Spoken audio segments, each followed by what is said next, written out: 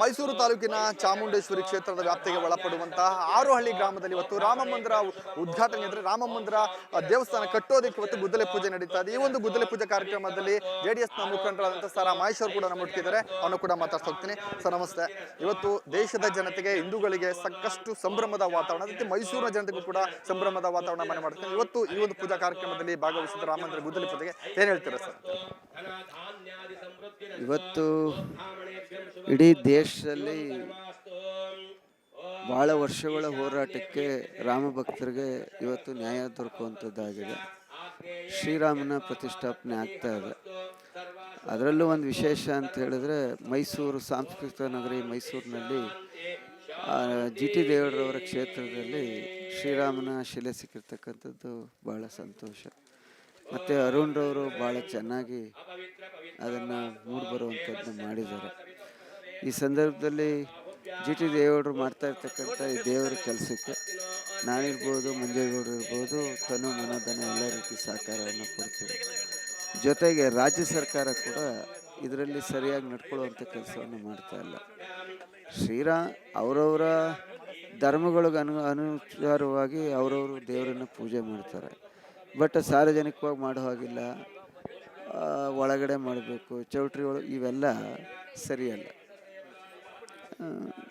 ದೇವರನ್ನು ಎಲ್ಲರೂ ನಾವು ಯಾರೇ ಆಗಲಿ, ಈಶ್ವರ ಇರ್ಬೋದು, ರಾಮ ಇರ್ಬೋದು, ಅಲ್ಲ ಇರ್ಬೋದು, ಯೇಸು ಇರ್ಬೋದು, ಅವರವರ ಧರ್ಮಕ್ಕೆ ಅನುಗುಣವಾಗಿ ಅವ್ರಿಗೆ ಆಚರಣೆ ಮಾಡಲಿಕ್ಕೆ ಅವಕಾಶ ಮಾಡಬೇಕು. ಬಟ್ ಕರ್ನಾಟಕ ರಾಜ್ಯದಲ್ಲಿ ಇವತ್ತು ಮುಖ್ಯಮಂತ್ರಿಗಳಿರ್ಬೋದು, ಸರ್ಕಾರ ಇರ್ಬೋದು, ಸರಿಯಾದಂಥ ರೀತಿಯಲ್ಲಿ ನಾನು ಅದನ್ನು ಖಂಡಿಸ್ತೀನಿ.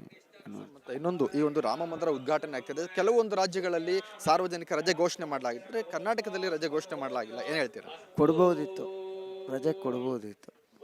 ಮೋಸ್ಟ್ಲಿ ಸಿದ್ದರಾಮಯ್ಯನವ್ರಿಗೆ ಸ್ವಲ್ಪ ಲೋಕಸಭೆ ಚುನಾವಣೆ ವಿಚಾರದಲ್ಲಿ ಆ ಕಡೆ ಗಮನ ಹರಿಸೋದ್ರಿಂದ ರಜೆ ಕೊಡಲಿಕ್ಕೆ ಏನೋ ಕಷ್ಟ ಆಗಿರ್ಬೋದು, ಅಥವಾ ಸೋನಿಯಾ ಗಾಂಧಿಯವರು ಡೈರೆಕ್ಷನ್ ಇರೋದ್ರಿಂದ ಕೊಟ್ಟಿಲ್ಲ ಅಂತ ಅನಿಸುತ್ತೆ.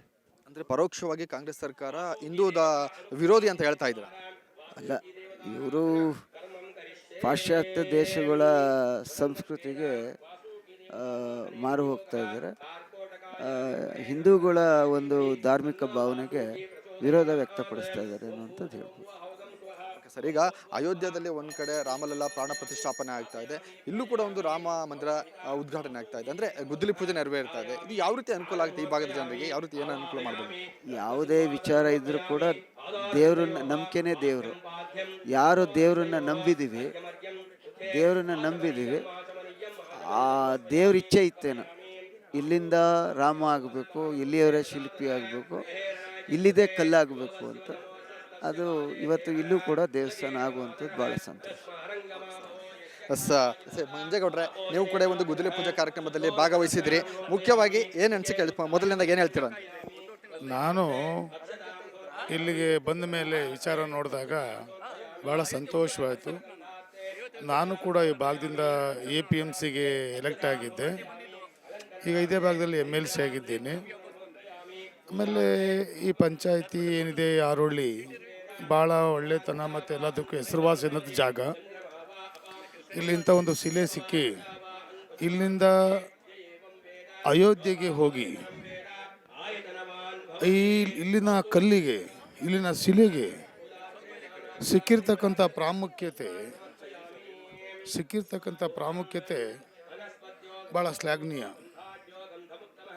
ಆದರೆ ನಮ್ಮ ಭಾಗ್ಯ, ಈ ಭಾಗದ ಭಾಗ್ಯ, ಇಲ್ಲಿ ಶಿಲೆ ಹೋಗಿರ್ತಕ್ಕಂಥದ್ದು ನಮ್ಮ ಭಾಗ್ಯ. ಹಾಗೆ ಇಲ್ಲಿ ಬಂದಮೇಲೆ ಗೊತ್ತಾಯಿತು, ನನ್ನ ಅನಿಸಿಕೆ ಏನಪ್ಪ ಅಂದರೆ, ಶ್ರೀರಾಮ ಇಲ್ಲಿ ಬಂದಿದ್ದ, ನಾನು ಇಲ್ಲಿ ಭೂಮಿ ಒಳಗಡೆ ಇರ್ತೇನೆ, ನನ್ನನ್ನು ತಗೊಂಡೋಗಿ ಅಲ್ಲಿ ಸ್ಥಾಪಿಸ್ಬೇಕಂತಕ್ಕಂಥದ್ದು ಏನೊಂದು ಪ್ರೇರಣೆ ಇದೆ ಅಂತಕ್ಕಂಥದ್ದು ನನ್ನ ಅಭಿಪ್ರಾಯ.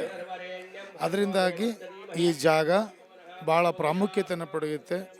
ಪ್ರವಾಸ ತಾಣವಾಗೋದ್ರ ಜೊತೆಗೆ ಈ ಅಕ್ಕಪಕ್ಕದ ಕರ್ನಾಟಕ ರಾಜ್ಯದ ಜನತೆಗೆ ಅಲ್ಲಿಗೆ ಹೋಗೋದಕ್ಕಿಂತ ಮುಂಚೆ ಇಲ್ಲಿ ದರ್ಶನ ಮಾಡ್ಕೊಂಡು ಹೋಗತಕ್ಕಂಥ ಸೂಚನೆಯನ್ನು ಈ ಮುಖಾಂತರ ರವಾನೆ ಆಗ್ತಿದೆ ಅಂತಕ್ಕಂಥದ್ದು ನನ್ನ ಅಭಿಪ್ರಾಯ. ಇನ್ನೊಂದು ಮುಖ್ಯವಾದ ವಿಚಾರ ಅಂದರೆ, ಶಿಲೆನೂ ಕೂಡ ಮೈಸೂರದ್ದೇ, ಶಿಲ್ಪಿನೂ ಕೂಡ ಮೈಸೂರವರೇ. ಅಯೋಧ್ಯೆಗೂ ಮತ್ತೆ ಈ ಒಂದು ಮೈಸೂರಿಗೂ ಅವಿನಾಭಾವ ಸಂಬಂಧ ಇದೆ ಅಂತ ಅನ್ಸುತ್ತಾ? ಅಂದರೆ ನೋಡಿ, ಒಂದು ಇಲ್ಲಿಯ ಶಿಲೆನ ಮಾಡಿದಂಥವ್ರ ಒಂದು ಅವಕಾಶ ಸಿಕ್ಕಿರ್ತಕ್ಕಂಥದ್ದು ಭಾಳ ಸಂಬಂಧ ಇದೆ ಅಂತಕ್ಕಂಥದ್ದು ಗೊತ್ತಾಗ್ತದೆ. ಈ ಕರ್ನಾಟಕ ಮತ್ತು ಉತ್ತರ ಇಂಡಿಯಾ ಈ ಭಾಗಕ್ಕೆ ಶ್ರೀರಾಮನ ಒಂದು ಇದರಿಂದಾಗಿ ಸಂಬಂಧಗಳು ಬೆಸೆಯುತ್ತೆ. ಇದರಿಂದಾಗಿ ನನ್ನ ಅಭಿಪ್ರಾಯದಲ್ಲಿ ಗಂಗಾ ಕಾವೇರಿ ಜೋಡಣೆ ಆಗತಕ್ಕಂಥ ಕೆಲಸ ಆಗಲಿ ಅಂತಕ್ಕಂಥದ್ದು ನನ್ನ ಅಭಿಪ್ರಾಯ. ಈಗ ಮುಂದಿನ ದಿನಗಳಲ್ಲಿ ಈ ಒಂದು ಸ್ಥಳ ಪ್ರವಾಸಿ ಮತ್ತೆ ಪ್ರೇಕ್ಷಣೀಯ ಸ್ಥಳ ಆಗುತ್ತೆ ಅಂತ ಅನ್ಸುತ್ತಾ ನಿಮ್ಗೆ ಅಂತ? ಇಲ್ಲಿ ಶ್ರೀರಾಮನ ಒಂದು ಶಿಲೆ ಇಲ್ಲಿದ್ದು ಅಲ್ಲಿಗೆ ಹೋಗ್ಬೇಕಾದ್ರೆ ಅಲ್ಲಿ ಹೋಗೋದಕ್ಕಿಂತ ಮುಂಚೆ ಇಲ್ಲಿ ದರ್ಶನ ಮಾಡ್ಕೊಂಡು ಹೋಗತಕ್ಕಂಥ ಸೂಚನೆ ಆಗಿರೋದ್ರಿಂದ 100% ಇದು ಒಳ್ಳೆಯ ಪ್ರವಾಸಿಗರಿಗೆ ಮತ್ತು ಒಳ್ಳೆ ಭಕ್ತಾದಿಗಳಿಗೆ ಒಳ್ಳೆಯ ಜಾಗವಾಗುತ್ತೆ. ಇಲ್ಲಿ ಬಂದಂಥ ಈ ದರ್ಶನ ಮಾಡ್ಕೊಂಡಂಥ ಜನಗಳಿಗೆ ಶುಭವಾಗುತ್ತೆ ಅಂತಕ್ಕಂಥ ಒಂದು ಸಂಕೇತ ಇವತ್ತು ಎಲ್ಲ ಕಡೆ ದೊರಕ್ತಾ ಇದೆ. ಆದರೆ ಇದರಿಂದ ಏನಂದರೆ ಮೈಸೂರು ಮತ್ತು ಅಲ್ಲಿ ಅಯೋಧ್ಯೆಗೆ ಸಂಬಂಧ ಬೆಳೆದಿದೆ ಅಂದರೆ ಮೈಸೂರಿನ ಕೆತ್ತನೆ ಮಾಡ್ತಕ್ಕಂಥವ್ರು, ಮೈಸೂರಿನ ಕಲ್ಲುಗಳು ಇದು ಸಂಬಂಧ ಅಲ್ವೇ? ಅದರಿಂದಾಗಿ ಇದರಲ್ಲಿ ಯಾವ ಥರದ ಇದೇನು ಇಟ್ಕೊಳ್ಳೋದು ಈ ಭಾಗ ಭಾಳ ಜನಪ್ರಿಯತೆ ಪಡೆಯುತ್ತೆ. ಅದರಿಂದಾಗಿ ಭಕ್ತಾದಿಗಳಿಗೆ ಇಲ್ಲಿ ಬಂದಂಥ ಭಕ್ತರಿಗೆ ಒಳ್ಳೆಯ ಶುಭವಾಗಿ ಕೆಲಸಗಳಾಗ್ತವೆ ಅಂತಕ್ಕಂಥದ್ದು ನನ್ನ ಅಭಿಪ್ರಾಯ. ಇದಿಷ್ಟು ಏನು JDS ಮುಖಂಡರಾದಂಥ MLC ಮಂಜೇಗೌಡರು ಮತ್ತು ಮಾಜಿ ಶಾಸಕ ಸಾರಾ ಮಹೇಶ್ ಅವರ ಮಾತಾಗಿರ್ತಕ್ಕಂಥದ್ದು. ಕ್ಯಾಮ್ರಾ ಪರ್ಸನ್ ನಿತಿನ್ RS ಜೊತೆ ಉಮೇಶ್ ಕೋಟೆ, ಸುದ್ದಿನಾಡು, ಮೈಸೂರು.